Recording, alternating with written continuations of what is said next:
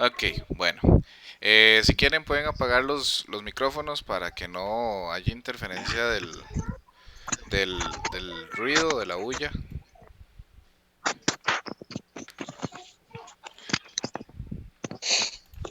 Esto. Yo es que estoy con audífonos, se escucha y huye, es que, No, no, se escucha bien. sí. Ok, ok, bueno. El día de hoy vamos a ver este nuevo tema. Ya anteriormente hemos visto lo que es el tema de radiactividad. No se está compartiendo, ¿verdad?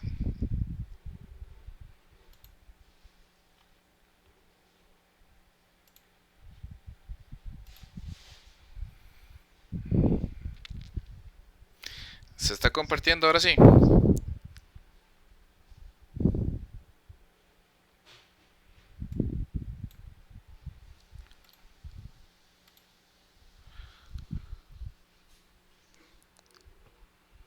¿Todos ven la pantalla? Donde dice radioactividad.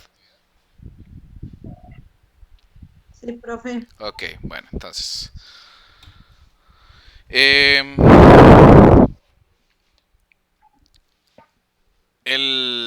bueno, ahora sí. Anteriormente hemos visto el tema del átomo. El átomo es la estructura que forma los elementos, los materiales, se junta para formar compuestos y generar todo lo que nos rodea. Cada átomo tenía una característica en particular, tenía un número de protones, tenía un número de electrones, número de neutrones y eso les daba una, ¿cómo es? Les daba un características específicas. Por ejemplo, si tenemos un átomo de hierro o tenemos hierro, sabemos que es un metal duro de color gris que no, eh, que si lo utilizamos eh, para golpear otro material, ese otro material va a sufrir un daño. Mientras que si utilizamos algo como el carbón, que es otro elemento, el carbono, este no va, más bien al golpear algo, este se va a quebrar, ya que tiene una fragilidad alta en comparación eh, al hierro. La cuestión aquí es que no existe solo un tipo de hierro, por poner un nombre, y no existe solamente un tipo de aluminio, no existe solo un tipo de litio, no existe solo un tipo de uranio, existen varios tipos. Y en la naturaleza, cada tipo de estos elementos puede expulsar energía. Esa energía es la que conocemos como radiactividad. Vamos a ir viendo poco a poco de qué trata esto. Bueno, para empezar vamos a hacer la siguiente lectura que dice, los efectos de la radioactividad. Una especie de mariposa japonesa presenta mutaciones debidas a la radiación. Un estudio las relaciona con el accidente de la central nuclear de Fukushima. La exposición a la radioactividad existente en las proximidades de la central nuclear de Fukushima puede haber causado mutaciones en algunas mariposas japonesas. Los científicos han detectado un incremento de las malformaciones en las patas, antenas y alas de una especie concreta de estos insectos, que están estudiando desde poco después de producirse el accidente en la central en el año en marzo del 2011. La relación entre la radiactividad y estas mutaciones ha quedado demostrada por los experimentos realizados en laboratorio. Según publica la revista especializada Scientific Reports, 2 meses después de la catástrofe nuclear, un equipo de investigadores comenzó a capturar ejemplares de la especie Ciceria maja en 10 localizaciones distintas de Japón, entre ellas el área de Fukushima. ¿Qué fue lo que encontraron? Bueno, se creía que estos insectos son muy resistentes a la radiación, por lo que los resultados obtenidos son inesperados. Las mariposas procedentes del área contaminada presentaban malformaciones como alas más pequeñas y un desarrollo irregular de los ojos y las antenas. Estas malformaciones son más notables en los ejemplares capturados más recientemente que en los recogidos poco después del accidente. Los científicos creen que este aumento de las malformaciones se debe a que su alimentación está está contaminada, pero también a las mutaciones genéticas producidas por la radiación que se han transmitido a las siguientes generaciones de mariposas. Es decir, aquí parte de los resultados es que tengo una mariposa. Esa mariposa está siendo afectada por la radiación. Pero directamente, si la mariposa logra sobrevivir a esa radiación, su descendencia va a tener secuelas de la radiación que tuvo su padre, madre, abuelo, etcétera, ¿verdad? Ok. Los científicos creen que este aumento de las malformaciones se debe a que su alimentación, bueno, eso ya lo leímos, está contaminada. El profesor Otaki ha destacado la importancia que puede tener el estudio de estos insectos como indicadores ambientales respecto a la contaminación y los cambios climáticos, complementados con estudios previos realizados con pájaros y otras especies. Les explico qué es un indicador ambiental. Un indicador ambiental es algo que está en la naturaleza que me dice esto está cambiando o esto está sucediendo o está sucediendo de una manera diferente o va a pasar algo diferente. Eso es un No está. indicador ambiental. No, de mejor no está.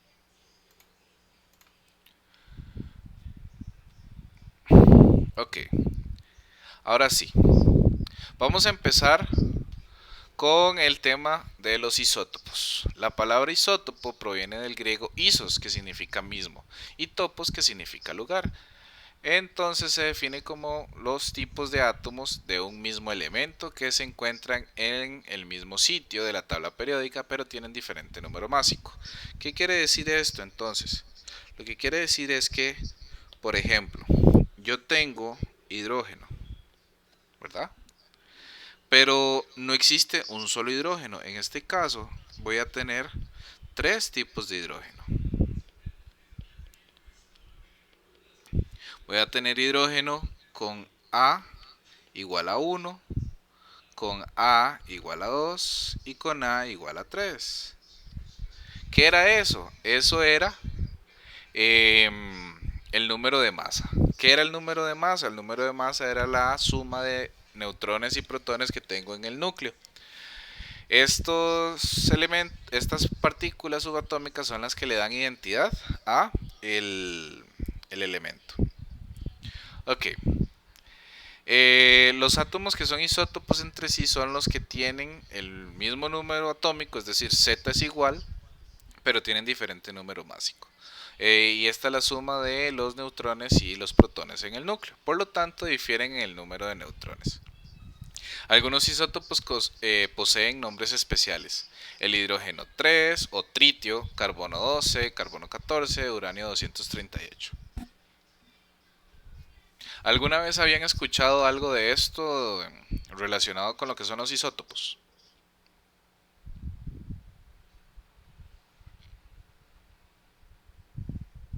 Ok.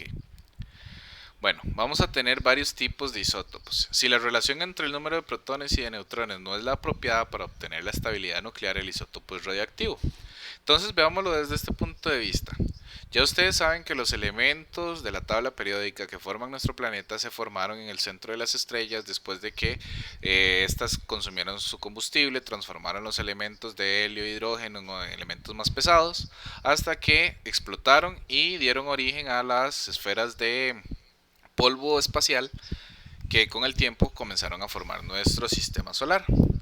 Bueno, la cuestión es que en estas estrellas se formaban todos los elementos. Estos elementos tenían cierta estabilidad nuclear, es decir, el núcleo tenía cierta estabilidad. O sea, podía mantenerse, por decirlo así, vivo o armado durante cierto tiempo, mientras que habían otros que su vida era más corta, ya que su núcleo no era estable. Ese tipo de átomos son los isótopos radiactivos.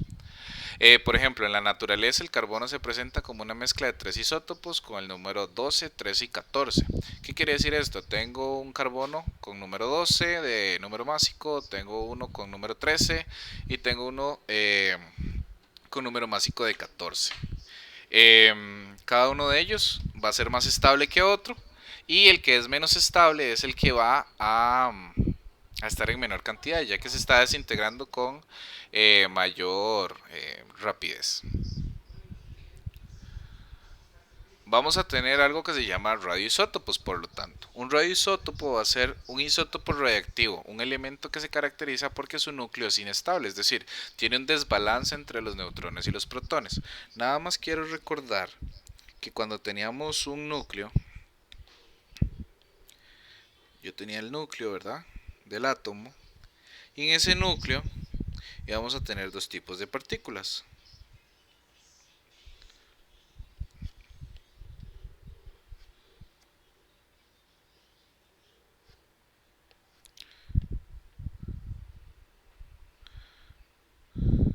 Y vamos a tener partículas positivas y partículas neutras, es decir, cero. Estas partículas lo que están haciendo es forman un espacio donde se le da la identidad al elemento. Si un elemento tenía 7 partículas positivas, va a tener ciertas características, pero el número de neutrones, que son los que tienen carga cero, puede hacer que ese núcleo sea más o menos estable que otros. Ok, cada radioisótopo por lo tanto tiene un periodo de desintegración específico. La energía puede ser liberada principalmente en rayos alfa, beta o gamma. Ahí es importante que ustedes sepan la diferencia entre estos tres tipos de radiación. Cuando nosotros hablamos de rayos alfa estamos hablando de pequeños núcleos de helio. ¿Qué significa que es un pequeño núcleo de helio? Que es una partícula que sale disparada como una bala en todas direcciones, que tiene 2 neutrones y 2 protones. Vamos a tener la radiación beta, que es aquella que son electrones que salen disparados, y vamos a tener radiación gamma, que son ondas electromagnéticas que se esparcen o se difunden por el medio. Cada una de ellas va a tener cierta cantidad de energía, cada una de ellas va a tener cierta profundidad en los materiales, y no hay que asustarse en que nos digan que todo el día estamos rodeados de elementos radioactivos. De hecho, todos absorbemos cierta radiación de nuestro ambiente, y esta radiación lo que hace es simplemente dañar algunas celulitas, pero el cuerpo las puede reparar más rápido de lo que puede ser destruido en cantidad. Un ejemplo de radiación puede ser el mismo sol. Sabemos que el sol dispara varios tipos de luz, dentro de ellas la ultravioleta, que tiene una gran energía que nos puede dañar la piel. Eso es un tipo de radiación, ¿verdad? Aquí estamos hablando de otro tipo de radiación que está más enfocada en lo que son los elementos con un núcleo inestable. La radiactividad, entonces, la radiactividad va a ser un fenómeno por el cual algunos elementos químicos llamados radiactivos emiten radiaciones debido a la desintegración espontánea o inducida de sus núcleos atómicos. Entonces imaginémonos que tenemos un núcleo así bien gordo, bien grande, y que por inestabilidad ese núcleo ¡pum!, se revienta. Donde ese núcleo se revienta, comienza a disparar partículas en todas las direcciones, alfa, beta y en algunos casos gamma. Las radiaciones emitidas van a poder ser electromagnéticas, como es el caso de los rayos X o los rayos gamma, o bien corpusculares, como pueden ser los núcleos de helio, electrones o positrones, protones u otras que tienen la propiedad de impresionar placas fotográficas o producir fluorescencia. Cuando nosotros nos quebramos un hueso o cuando nosotros nos quebramos un hueso, nos llevan a un lugar donde nos hacen placas. Esas placas lo que tienen es la capacidad de producir rayos X. Esos rayos X son radiación. ¿Es peligroso? Si nos pasan bombardeando con rayos X durante mucho tiempo, sí puede llegar a ser peligroso. Sin embargo, el cuerpo humano puede tolerar cierta cantidad de radiación, y médicamente está prohibido hacer cierto número de placas o cierto número de radiografías a la misma persona. Inclusive las personas que trabajan en estas zonas del hospital necesitan tener ropa y batas y gorras y lentes especiales para que su cuerpo no se vea afectado. En 1896, Antoine Henri Becquerel descubrió que ciertas sales de uranio emitían radiaciones espontáneas. Por lo tanto, esta nueva propiedad de la materia recibe el nombre de radioactividad. y dependía de una propiedad que radicaba en el interior mismo del átomo. Es decir, veía que habían, por ejemplo, veía una piedrita que cuando le aplicaba cierta luz, esta brillaba o brillaba sola. A esta propiedad fue lo que él llamó radioactividad, pero no era cualquier mineral o cualquier piedrita, era un mineral hecho de uranio, y uranio es uno de los elementos que nosotros inmediatamente asociamos con radioactividad. El estudio del nuevo fenómeno y su desarrollo posterior se debe casi exclusivamente al matrimonio Curie, quienes encontraron otras sustancias radiactivas como el torio, polonio y radio. Marie Curie dedujo que la radiactividad era una propiedad atómica y se origina exclusivamente en el núcleo de los átomos radiactivos. Entonces vean que el mayor descubrimiento de la radiactividad, dónde se produce, cómo se produce y dónde se origina, lo hizo Marie Curie. Por eso es que se le llama como la madre de la radiactividad. Cuando nosotros vemos este símbolo, que es un triángulo con esas tres figuras y ese punto en el centro, significa que estamos en presencia de algún material que es radioactivo. La radioactividad puede clasificarse según la naturaleza de la que provenga. Vamos a tener vamos a tener estos dos tipos. Vamos a tener la natural y la artificial, inducida o transmutación artificial. Bueno, la radiación natural va a ser aquella que se produce en la naturaleza y los elementos radioactivos naturales se agrupan en tres series. En la de uranio, el actinio y el torio son ejemplos de estos elementos. La radioactividad artificial es aquella que se produce en el laboratorio por el ser humano. El primer elemento con el que se experimentó fue con el nitrógeno. Entonces vean que ni siquiera fue un elemento de estos extraños que están fuera de la tabla periódica abajo, con los que se experimentó la radioactividad. Fue uno de los elementos más abundantes en la atmósfera de nuestro planeta. Vamos a entender un poquito más cómo funcionan o cómo están formadas las partículas radiactivas. Las partículas radiactivas vamos a estudiar tres: la alfa, la beta y la gamma. El símbolo que está entre paréntesis es la letra griega que hace referencia al nombre. La partícula alfa van a ser positivas, poco penetrantes, entran en el cuerpo humano. Puede entrar al cuerpo humano. El flujo de partículas tiene 2 protones y 2 neutrones, lo que las hace idénticas a un núcleo de helio. La partícula beta, por otro lado, son negativas, son muy pequeñas, son más penetrantes que las alfa y queman la piel. Y son un flujo de electrones. Háganse de cuenta que es como ver electricidad, pero con mayor energía. La gamma se presenta por protones muy penetrantes, radiaciones electromagnéticas altamente energéticas, y si se está expuesto durante mucho tiempo a ellas pueden causar grandes daños en el cuerpo humano. Viajan a la velocidad de la luz y no tienen ni carga ni masa. Hasta el momento, ¿tienen alguna duda con lo que hemos visto hasta ahorita? Lo que es el concepto de la radioactividad, lo que son las partículas radioactivas o etcétera.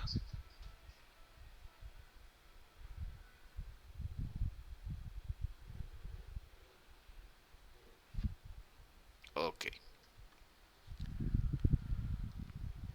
Entonces veamos el siguiente diagrama. Este diagrama me presenta primero una hoja de papel. Aquí. Me presenta un cuerpo humano. Me presenta una lámina de aluminio, una lámina de plomo y una lámina de hormigón. Para el que no sepa qué es el hormigón es una especie de concreto que está hecho con piedra, cemento, arena y agua, que con el que se construyen casas, edificios, etcétera, y que por su grosor y por su composición de roca o de piedra evita que la radiación pueda penetrar más a través de ella. Ok, entonces veamos que la radiación alfa o las partículas alfa pueden ser detenidas inclusive por una lámina de papel. De hecho, con solo alejarse, depende de la cantidad de partículas alfa de un mineral, con solo alejarse un poco de esta ya su influencia se ve completamente mermada. Las partículas beta, por otro lado, van a ser capaces de atravesar el papel, pero si le pusiéramos una mano enfrente, no sería capaz de atravesarla. Inclusive si le pusiéramos el aluminio, no lo logra atravesar. Los rayos X y rayos gamma, que son partículas o rayos más potentes, más fuertes, estos van a poder atravesar el papel, la mano o el tejido humano, van a poder atravesar inclusive el aluminio y van a ser detenidos únicamente por el plomo, que el plomo es un metal bastante denso que tiene una composición que evita que mucha de la radiación puedas atravesarlo. Por eso es que muchos reactores o lugares donde se tienen masas de elementos radiactivos se cubren con plomo o se mantienen encerradas con plomo. ¿Para qué? Para que la radiación no pueda escapar y deje de ser peligrosa para el medio ambiente, para los animalitos, para las plantas, inclusive para nosotros mismos. Vean que entonces podemos disparar neutrones. Los neutrones son partículas tan pequeñas que pueden atravesar todas los materiales que tenemos aquí, con la excepción del hormigón, ya que esta tiene la propiedad de que, como tiene muchas sustancias diferentes, minerales en él, los neutrones terminan siendo absorbidos por alguna sustancia o algún compuesto químico que esté ahí, o algún átomo que capte los neutrones. Hasta el momento, ¿alguna duda? Ok, continúo.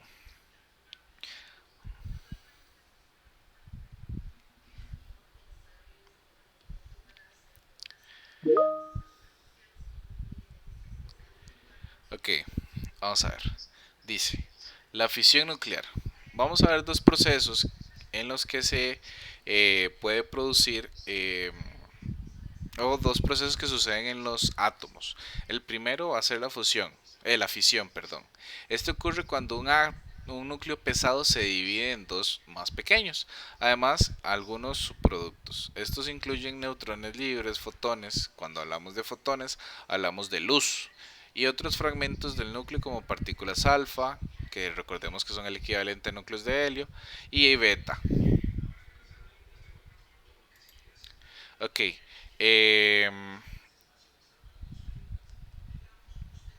Aquí voy a pausar un momento.